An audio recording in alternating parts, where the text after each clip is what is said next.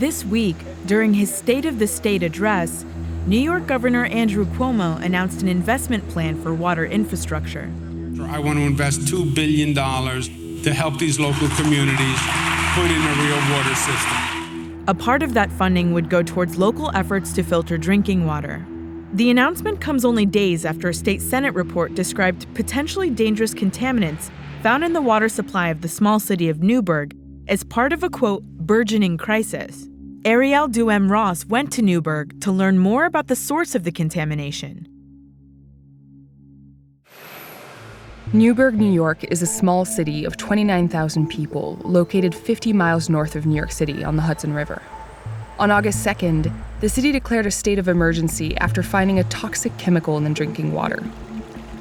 The source of the contamination was soon determined to be the nearby Stewart Air Force National Guard base.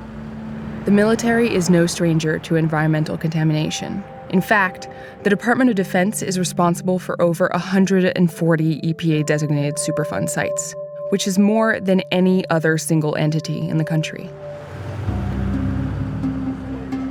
On September 19th, the city held a public information meeting to address people's health concerns. Some of the steps that have taken place, of course, were to switch to the backup water supply. After nearly 2 hours of reports, Newburgh residents wanted a chance to speak. We know all this. We know all this. We need to answer questions. All right, I'll speed it up. Okay. The town hall is supposed to be hospital here. But this is probably just the tip of the iceberg. There's probably other things that are wrong with the water.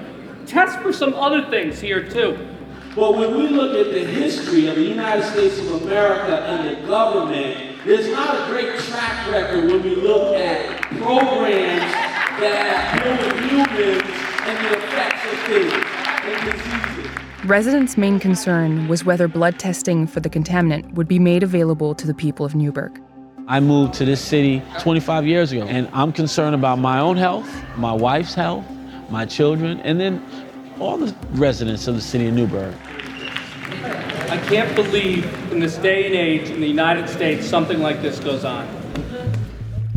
Dan Shapley is a water quality manager with Riverkeeper, a local environmental watchdog group. So what we have here is Lake Washington. This is the drinking water supply for the city of Newburgh. This stream is the stream that contaminated Washington Lake. That's right. If you imagine tracing this line up about 1.33 miles, you get to the Air Force Base, and that was the source of the PFAS in this reservoir. PFOS, or perfluorooctane sulfate, is a chemical found in firefighting foam used on military bases like Stewart. As little as 3 pounds of this stuff is enough to contaminate that whole lake to the degree that it can't be consumed as drinking water safely. There were 4,000 gallons of it spilled in 1990, so that was more than 20 years ago that it's probably been contaminating this drinking water supply. The EPA has issued a health advisory limit on PFOS, citing studies which have linked it to testicular and kidney cancer, thyroid disease, and kidney disease. Maureen Sullivan is the DoD's Director of Environment, Safety, and Occupational Health. We went to the Pentagon to present her with some unanswered questions from Newburgh. One of the reasons why the water was contaminated there is that 4,000 gallons in 1990 were released into the environment. And community members have asked me, how did that happen? The department's policy is full and sustained compliance with all environmental laws, but we have a workforce, a huge workforce.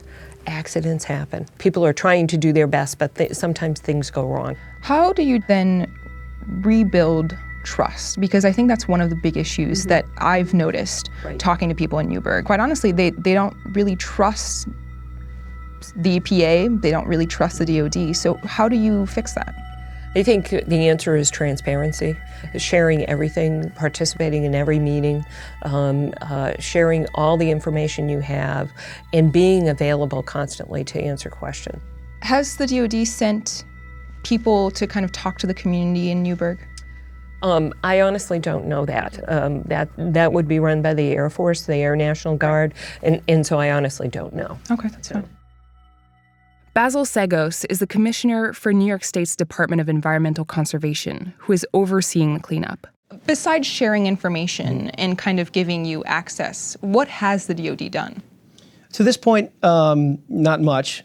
Okay, we have an enormous amount of work left to do with them. Our state Superfund process. How do you think the residents of Newburgh feel about the DoD's response and honestly, their involvement in contaminating the water? I mean, the natural response to that is to be angry. And I would be angry too if I learned that. The only saving grace for anyone here is that this was an unregulated contaminant that not many people knew about. Right. But I'm not sure at this day and age that that's an excuse. I think the feds clearly should have been looking what type of impacts their firefighting exercises were having on a downstream water supply that was literally right there. Mm-hmm.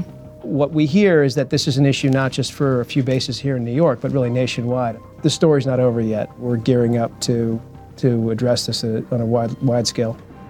On Wednesday, the DEC released a statement claiming that the Department of Defense has failed to respond to the crisis or conduct a thorough investigation. The DoD is scheduled to submit a work plan by the end of the month.